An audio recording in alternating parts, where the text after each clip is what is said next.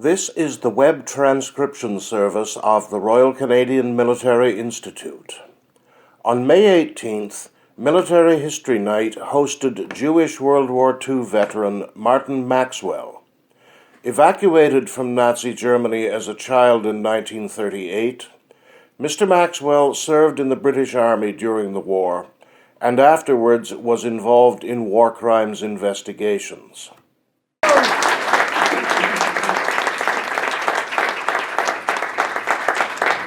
Well, this wonderful lady just told my story. Thank you.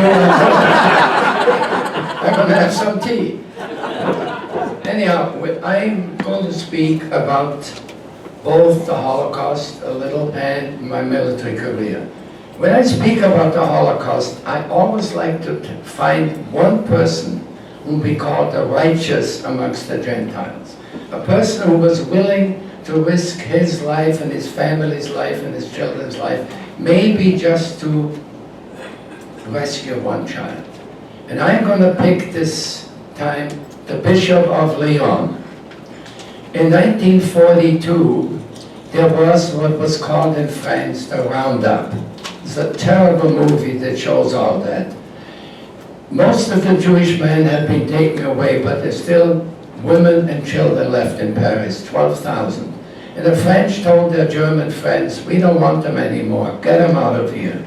So they were dragged out their homes, later to be put into cattle cars and sent to the camps.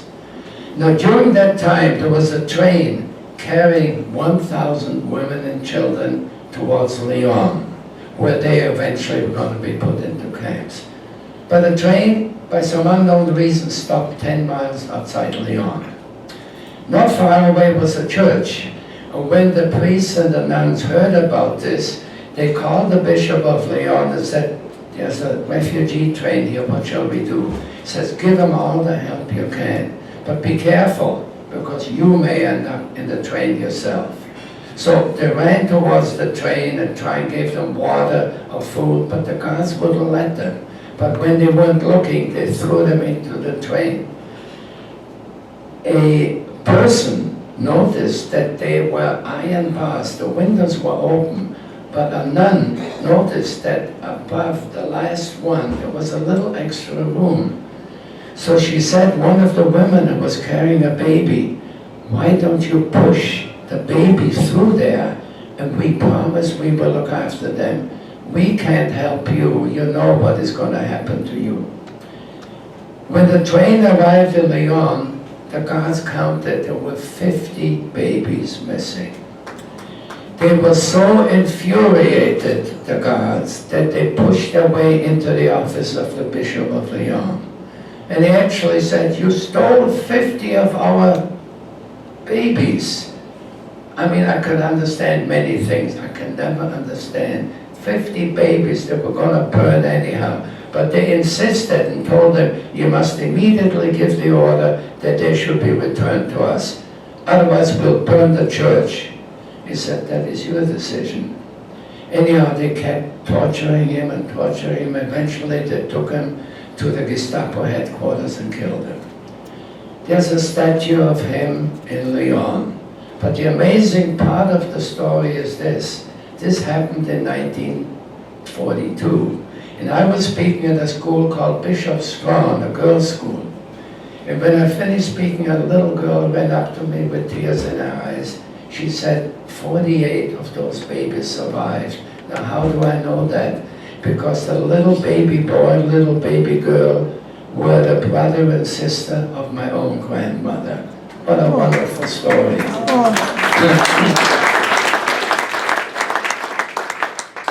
The picture on there is my family, mother and father, myself in the sailor suit, my sisters and the baby sister. This was taken in 1930.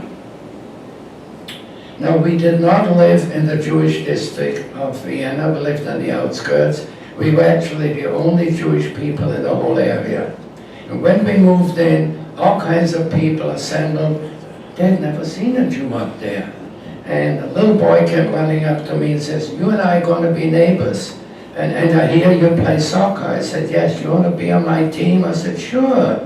Anyhow, he introduced me like this to his team. My friend is a Jew, but he's my friend. I don't want any problems from you. Tough little kid. But school started, and Austria being a Catholic country, the priest came in to teach religion, and I had to walk out in the corridor. When I came back, they all yelled at me, "You killed our God, you killed Jesus." I said, "I don't know, who's this guy Jesus? I never heard of him." Anyhow, there was a fight, but the football team, the soccer team was on my side, so they left us alone. Unfortunately, my father died of cancer very soon after, and my mother died of pneumonia. In those days, you couldn't cure pneumonia. We didn't have penicillin. So we all went to orphanages. In 1938, March, Hitler invaded Austria, and all the Jewish institutions had to close. So the orphanage was given a month to close, and the man said, "What will I do with my 200 orphans?" He said, "That's your business." The third day that after Hitler came to Vienna, my brother, who was in a religious school, all the students and the teachers were arrested, sent to a concentration camp. On the third or fourth day there, they were standing on parade, it was raining, it was muddy, an SS officer threw his boots at my brother and said, "Hey, little Jew, when I come back, I want these boots to be like new." He must have done a good job, because he said, "From now on, you look after me. You look after my cabin, make me coffee, clean my belts." And 3 months later, he called him and said, "I'm being promoted to Obersturmbannführer the SS. I'm being sent to Berlin. Here's a letter that says, I've investigated this man's case. He's not an enemy of the state, and any help you can give him will be appreciated. Signed Obersturmbannführer the SS." And he said, "You can go." Now, we arrived in Vienna not long after that, and that was happened, but it's called Crystal Nacht. All the shops that had glass on, that's where it came from, were broken. Every synagogue in Vienna was burned, and about 450 people died one way or the other. And we were arrested with many others and marched through the streets of Vienna. We ended up in a huge hall. And the SS man said to us, "Where are your parents?" He said, "They're dead." He said, "You go out that way." Everybody was going out that way. So my brother pulled out the letter and said, "No, you go out the other way." We were a little concerned because only 2 other people went out that way. But we found out the next day that all the ones to the left were deported to the Polish border or sent to concentration camps. So we were one of the few that managed to escape.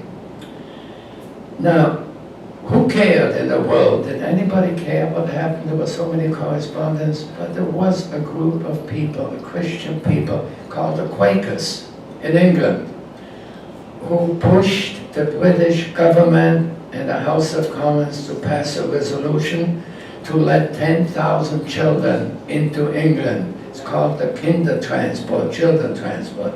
And because we were orphans, we had priority. But my brother had to decide what to do with my 3 little sisters. He went to the orphanage and he said, "We have a place in an orphanage in Paris." And he signed the papers. He thought it was the safest place in the world, Paris. And he off on the 31st of December 1938, my brother and I and other children went on this train, the Kindertransport, that eventually landed in England. Now, in England, when we were in the school, it was Christmas holiday, many people came to look at us and talk to us, and it was a volunteer. And she came home and she said, "I'm so proud, I placed 3 children today." And the son, who was about 15, said, "What do you mean you placed them? I found homes for them." And he said, "Well, that's wonderful, Mother. Why don't we take somebody?" A wonderful, wonderful family adopted me. Their son was about a year older than I was, and he wasn't long before he called me brother. And we went to school, and I still remember the school in London, when the principal at assembly said, a big school, he said, "We have a young Jewish refugee with us, be nice to him, he's had enough trouble. But the good part is he's a wonderful soccer player. And I really did have a wonderful school. War broke out. We were in London during the terrible bombardments. I have such admiration for the British people of 1938, 39 and 40. They were bombed by night and day. They still went to work. Wonderful, wonderful, great admiration. Now, eventually, my stepbrother joined the Air Force. I tried several times. I was only 17. I weighed about 107 pounds. And the big fat sergeant said to me, hey, go back to kindergarten. When you grow up, you can join. When I was 17, 9 months and a day, there's the fat sergeant. He said, where were you? You're 2 days too late. Okay. But because I was called an enemy alien born in Vienna, I could only join the Pioneer Corps, digging ditches and doing things like that. When I finished my training, I went to the sportsmaster and said, you know what, I didn't join the army to dig ditches. I'd like to go to a fighting unit. So he transferred me to the tank corps. But I'm going to go back a little bit, and I have to tell you about my first day in the army. I very seldom tell the story, but here it is. You're a great audience. I was sitting there having lunch, and a very big Irishman sitting next to me and says, hey kid, do you have any money? I said, yeah, I have 10 shillings. Which is the equivalent at that time to $2.50. He says, you and I are going out tonight. I said, I can't go out, I haven't got a uniform. Leave it to me, I'll fix you up. He gave me a uniform, a little bit too big for me, and he said, don't let's go to the front gate, let's go around the back. What did I know? I went with him. I went to a pub called, appropriately, the Bucket of Blood in Haydn. And he said, what are you drinking, soldier? I said, have a lemonade. He said, oh no, you're a soldier now, you got to drink one of these big beers, the warm beer in England. I had about 3 of them, and you know, I wasn't feeling too badly. And he said, now I'm going to fix you up. I had no idea what he's talking about with this elderly woman of about 30. Big lipstick and, come on sweetie, I'm going to look after you. So we got outside, and there are these people with the red caps. I found out later they were military police and said, soldier, button up your jacket, put your hat on. Unfortunately, she said, go and F yourself. And I repeated it. But the next thing I knew, they put me in the truck and put me in jail. They undressed me, put a cold water hose on me. And the next day, I was gave my uniform and shaved in front of the major, and he said, they read, leaving the camp without permission, being drunk and disorderly, threatening the police officers, and being a disgrace to the army. He says, Sergeant Major, how long's this man been in the army? He says, he came yesterday.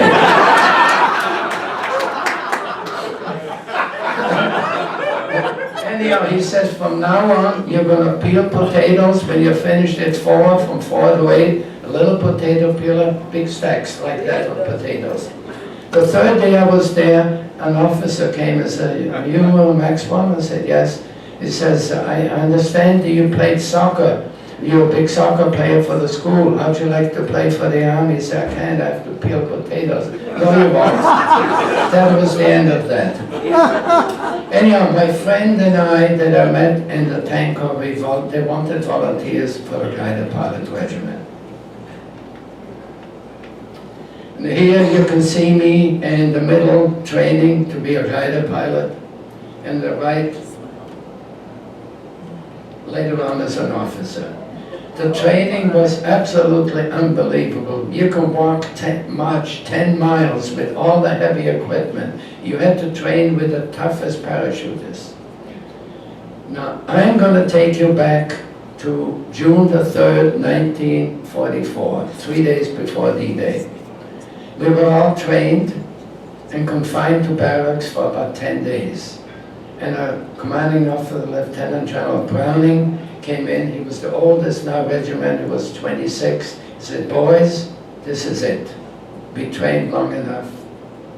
I don't have to tell you about the terrible bombing of London, done on purpose to kill as many civilians as possible.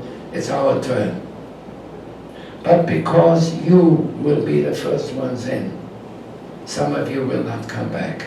And he pointed to 12 glider pilots, because there were 2 pilots to each plane. 6 of the gliders were going to go first. Seeing that you may not come back, you have a chance to write your letters, which may be your last. So I wrote to the family that adopted me, thanking them. I wrote to my stepbrother, the letter reached him in Burma, in the jungles of Burma. I wrote to my own brother who had gone on to the United States and joined the American Air Force. He was shot down over the oil fields of Romania, but eventually rescued by Marshal Tito, who went back to the United States. And I wrote to my 3 sisters in the orphanage. What happened to the letters? What happened to the sisters?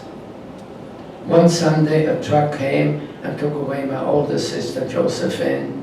And the following week, my sister, Erna, and my little sister, Bertha, ran after them and said, I want to go. He says, you're not on the list.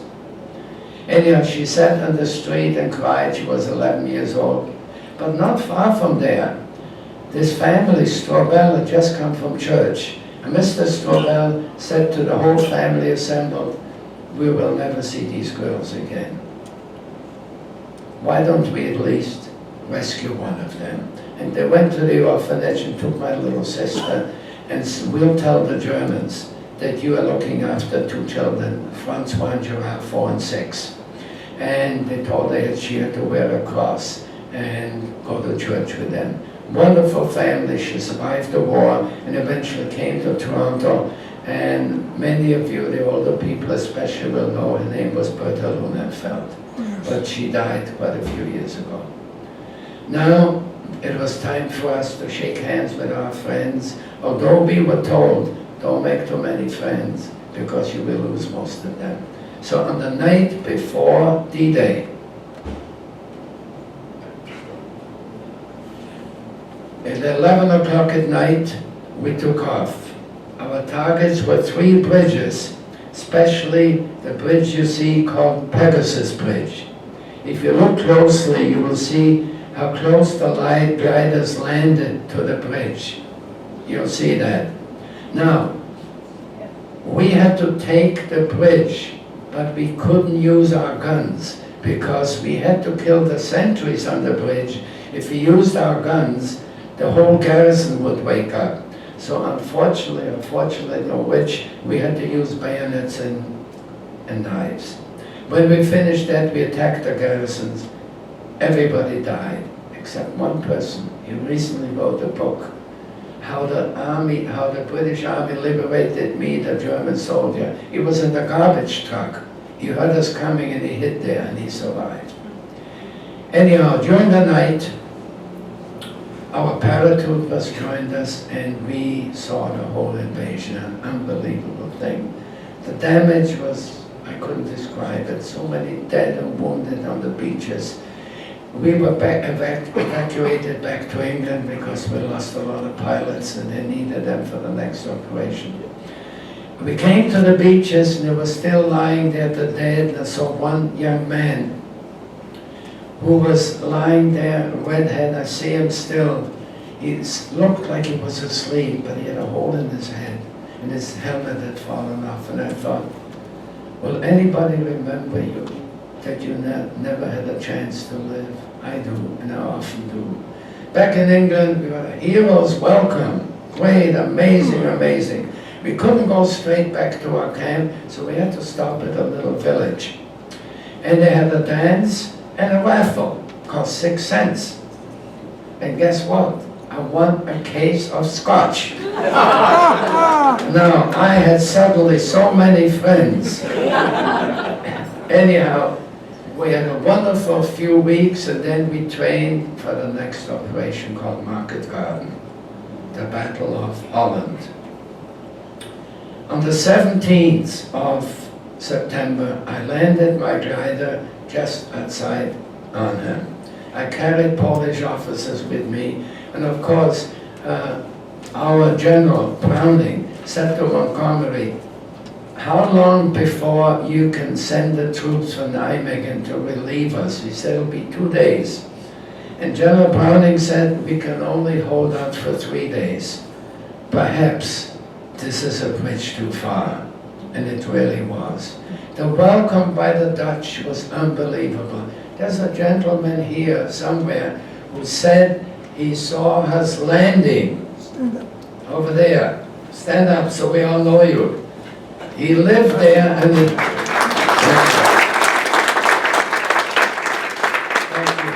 and he saw us landing there. The welcome was absolutely unbelievable. We danced in the street, but then unfortunately reality set in.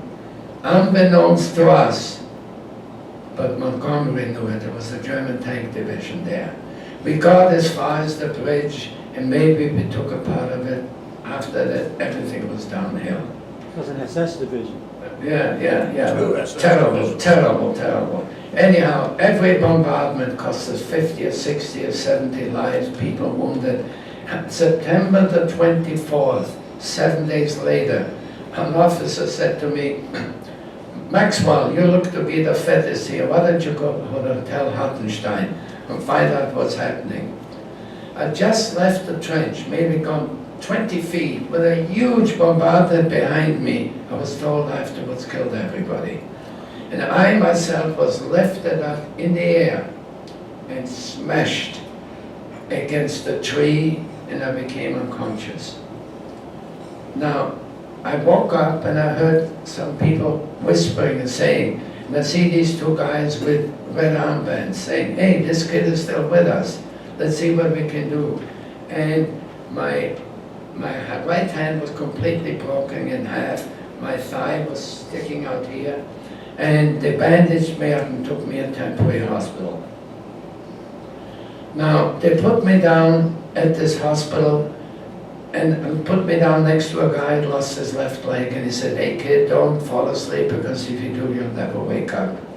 And I said to him, listen, if we stay here, we'll all die. I know it has a Red Cross, but it's still bombing us. Why don't you and I take a chance and go through the German lines? The worst that can happen to us, they'll kill us, we'll die anyhow. So we did, we tried. Unbeknownst to us, there was an armistice for 3 hours, where they could pick up the wounded, both sides, and the dead. So the Germans threw us in a truck, and we went through the city of Arnhem. What a terrible mess. The worst for me was, there were dozens and dozens of Dutch men and women and children who tried to get water and food to us, and the Germans caught them, and they hanged them by wires across the street, and they had written on their chests, that's what happens to collaborators and traitors. It took somebody in the hospital, the doctor, maybe 2 days to get to me, patch me up. And then 60 of us were selected to go to the SS barracks in Apeldoorn for special interrogation by the SS. The second day we were there, 2 SS officers came in and said, tomorrow we're going to kill these bastards. And the other guy said, don't do it. In 6 months they'll be in Berlin, and you will be a war criminal. They'll hunt you down wherever you are. But they listened, because we were sent to a prisoner of war camp in Hanover. Now, I don't want to tell you too much of that, because I have many other things to say. All I can tell you, on May the 1st, a British tank rolled into the camp when we were liberated. I weighed 87 pounds. Because all we got is 1 piece of bread and turnip soup a day. Now, my friend and I were standing outside the camp. Next door to us was a big Russian camp. The way they were treated, I'm surprised they didn't burn down the whole of Germany. There was a German guard who said, every day I'm going to get myself a Russian. So what did they mean? He pointed to a Russian and he said there's 2 big dogs on him. And the dogs finished him off. Now one day, the Russians fashioned a knife from a piece of wood, and they killed a dog. They took 50 Russians and shot them. Anyhow, as we were standing outside, 2 Russian officers came along. And one of them pointed in my navigation watch and said, can I have that? I said, well, what will you give me? I said, well, how about a Jeep and 6 cans of petrol? Okay, we made the deal, and we decided, my friend and I, to take a ride. We put whatever we found in food and stuff in there, and we came to a crossroads. Bergen-Belsen concentration camp, right, Kinderheim. We decided to go to Kinderheim, children's home.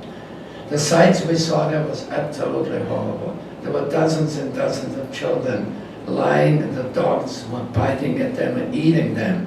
These were Polish and German children that had been abandoned. And the little girl came up to my friend, put her arm around him and said, "Papa, Papa." And a woman came over and she explained, she said, her father was killed in the Polish army, and everyone in uniform she thinks is her father. Her name was Hannah. So she said, everybody abandoned us. We have no food, no water, 10, 15 children die every day. We promised we'd come the next day and bring them as much as we could. We got food and we got milk and we got everything. And on the way, we saw a little store that had a big little thing in the window that I thought I'll go and buy, a little doll. So I knocked on the window, showed them the only currency worth anything, cigarettes. And I bought the doll and I held it. I was going to give it to little Hannah. We got to the camp, the kids were there screaming for us. And I held the doll and the woman came out and said, "I want to find Hannah." And she shook her head. She said her last words were, "Papa, Papa, Papa," and she died. Anyhow, I got back to England, and after the war, I was sent to Washington, D.C. to work in the Pentagon on war crimes investigation. You will see the picture of President Truman. Now, how did I meet him? I was in my uniform, and I knew every day, took a walk from Blair House. I was trying to take a photograph, but the Secret Service grabbed me and said, "You can't do that." And President Truman came up to me and said, "What are you doing in Washington?" I said, "I'm working on a war crimes investigation." He says, "Okay, take my picture." And a week later, I got an invitation to his inauguration parade, and I sat maybe 20 feet beside him. Now, what was I doing in Washington? General Rundstedt, the Obercommander of the West, issued a commando order that says, if you capture any soldier that wears a red cap and that was airborne and a Green Band commando, shoot them in sight. Do not take them prisoner. We worked for 2 years. We had the case ready. What happened? Berlin blockade. The Allies, especially Britain and the United States, thought they may need the Germans to fight the Russians, so they announced General Rundstedt at the age of 65 is too old to be tried. So you wasted 2 years. Now, in 1952 I came to Canada, and then I started to go to Holland for their special anniversaries. You can see the houses were decorated. Canadian and Dutch flags. There's the Queen, the old Queen visiting us, and she said, "Thank you for coming, but especially thank you for coming so many years ago." A little Dutch girl, another one. Now, of course, I visited the Great Cemetery. 1,700 of my division lay buried there.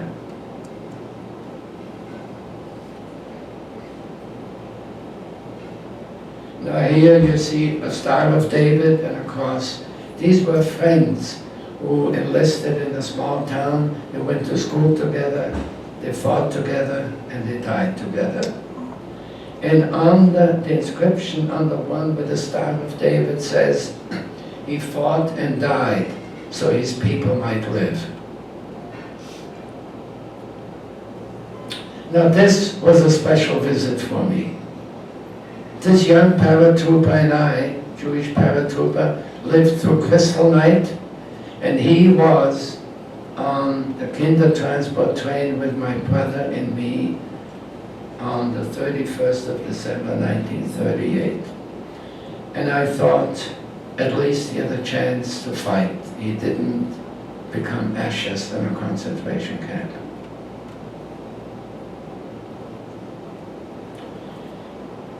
There's a man at the cemetery came over to me, he had his 3 children with him, and he said, we're going to the big parade tomorrow, but I wanted to show my children what sacrifices were needed so that we, the Dutch and others, would have our freedom. Now you can see the huge crowds going back to this May, even when we were. Except the other day I was speaking and I said 10 years ago, 10,000 of us veterans went. By the passage of time, last May there was just 70 of us.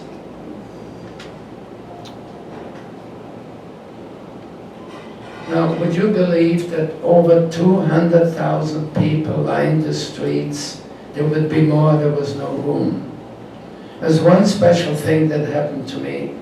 A little girl pushed her way through the crowd, gave me flowers, and handed me an envelope.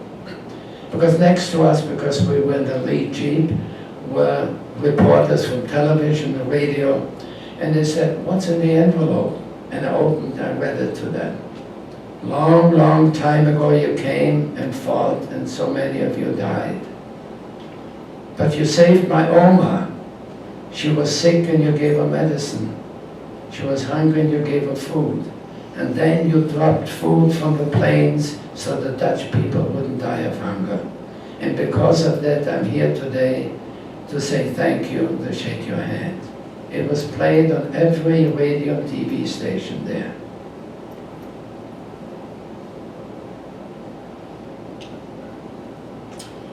Now, you can see here, I think that somebody here was there 5 years ago. I'm here.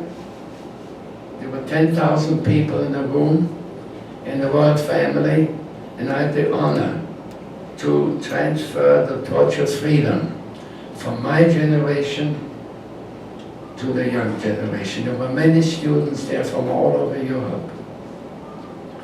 And I said, as I hand you this torch of freedom, hold it high so others can see how precious freedom is. And if you ever have to defend it, do it with all you have. Because once it is lost, it is almost impossible to get back. But we request something from you to make this a better world, a world of tolerance and understanding. God bless both our countries, the Netherlands and Canada. Now I'm going to go back to this May, as I said, when just 70 of us went. We were invited, another veteran, you were there with us, Ted, went to the restaurant, the finest restaurant. They gave us everything we wanted. It wouldn't take a penny from us. And then he brought in the dessert with 2 candles, and he said, we have 2 veterans here, we thank them for liberating us. But that's not really why I'm telling the story. I'm telling the story because after that, a young couple came up to me, and they said, thank you not only for liberating Holland, we live in Germany, in Berlin, thank you for liberating us from the Nazis. They said they were about 25, 26. They said, we met during Holocaust education, and when we heard what the Germans did to the people, we were sick to our stomach. Will you please forgive us? I said, I cannot forgive you because you didn't do anything. You go and live your life. I took both our hands. Don't be ashamed to be Germans. The Germany of today is quite a different Germany from when it was. This actually reminds me of a very moving story. I was speaking in a large school. And when I finished speaking, somebody got up and said, you hate the Germans. I said, yes, those who committed the crimes. But cannot possibly blame the children or grandchildren of those for that. When I finished speaking, a young lady came up to me and said, thank you so much for what you said, because we have 40 German exchange students here who were actually afraid to come in case you said, I hate the Germans forever. But not only that, I and my brother are the children of the German consulate. So thank you what you did. Now the school found out that I never graduated high school. So about a month later, I was invited to receive an honorary high school certificate. You can find it on the internet. It's all over the place. And the principal called me a week later and said, now that you graduated high school, it says, which university are you going to go to? Anyhow, it was so, I do speak a lot to students because I think they have to know. First of all, I tell them how fortunate they are. I travel all over the world to live in this great country. It really is a great country. You know, I have a lot of American friends. When I was there, a couple said to me, why don't you become an American, the greatest country in the world? I said, you're right. But Canada is also the greatest country in the world. So let's all be friends and shake hands. Anyhow, thank you for listening. It was wonderful speaking to you. If you have any questions, I'll be very happy to answer them. Bravo! Bravo!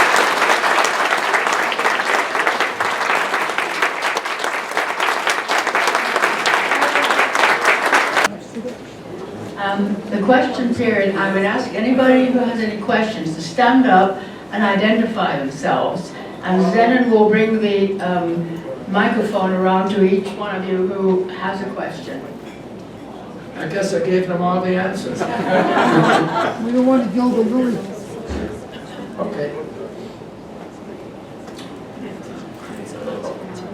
Before you do that, hello, before you do that, I want to describe to you what happened when the Queen walked up. There was 8,000 people in the hall. It was a final farewell. And the Queen walked out and we followed her. And 8,000 people stood and sang the famous song by Vera Lynn called We'll Meet Again, Don't Know Where, Don't Know When. And as these 8,000 people stood, I could feel a lot of tears falling because we both knew, both those who sang the song, we the veterans, that was our last parade, that we would not be there for their 75th anniversary. It was great, very moving. I just wanted to ask a question about Pegasus Bridge. Yes. And landing of the gliders there. I visited there just recently again, and I saw where the gliders landed, and they landed there in the dark. Yes. And I could not believe that somebody could do that. How did you do that? You couldn't even see where you were landing. I ate a lot of carrots. No, we were training for ages to land at night. We did, yeah. There were 6 gliders who landed there.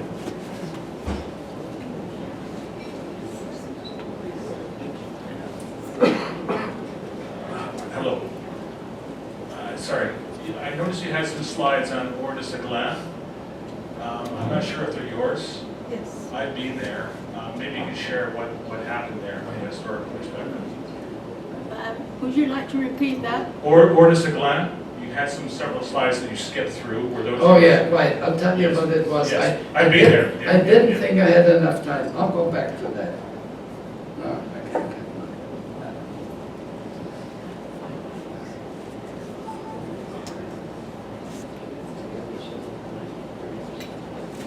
Okay. Now, at that time, we didn't know anything about the concentration camps. Incidentally, when General Eisenhower went into the first concentration camp, he said this: take as many pictures as you can, because I know in the future some son of a bitch will come along and say it didn't happen. Incidentally, I have those pictures with me if anybody has the stomach to see them. But now I'm going back to this. We didn't know about the concentration camps. But on June the 10th, our troops came to this place, and because the underground had killed 2 of the people of the Division Das Reich, they assembled the whole population of 650 in the square to examine their papers. They took over 300 boys and men to the barracks, shot out their legs and knees, and burnt the barracks. And then they told the women and children, for their safety, they're going to send them put them into the church. And once they were in the church, they sealed the church and burned the church. Oh, Only 2 escaped to tell the story. So that is the horrible picture. I skipped over it because I didn't want to make you really upset. Okay? Yes. Hello, there's somebody here. Yeah. Ken Hedges, formerly a medical officer with the British SAS. Oh, yes.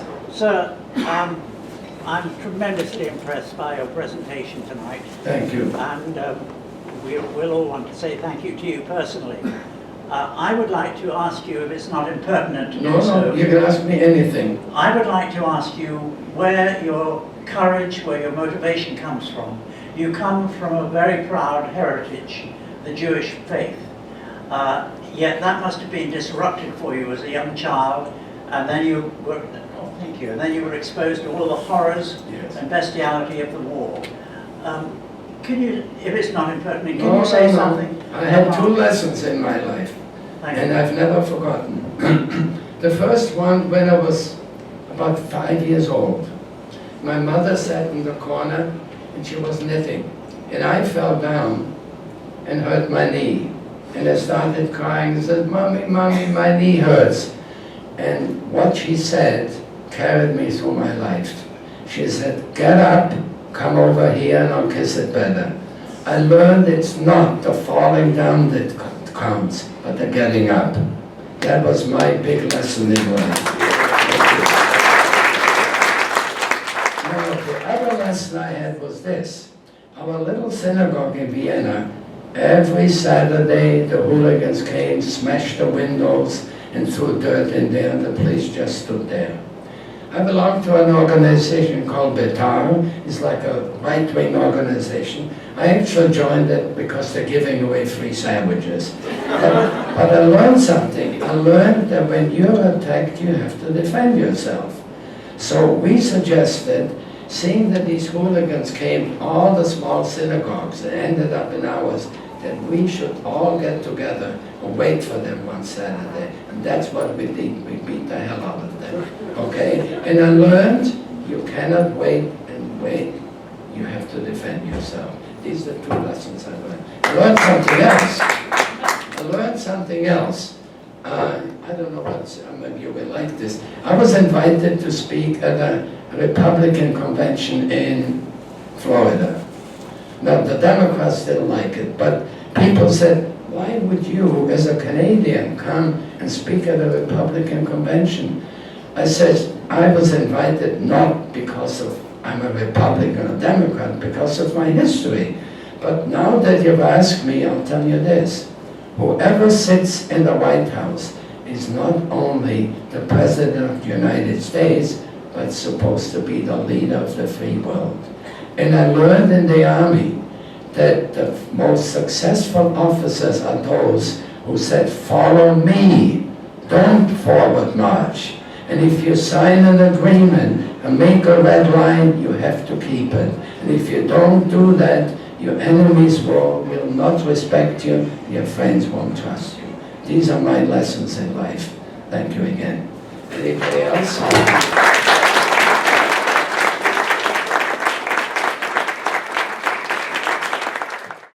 This has been another in the ongoing series of podcasts brought to you as an educational service of the Royal Canadian Military Institute.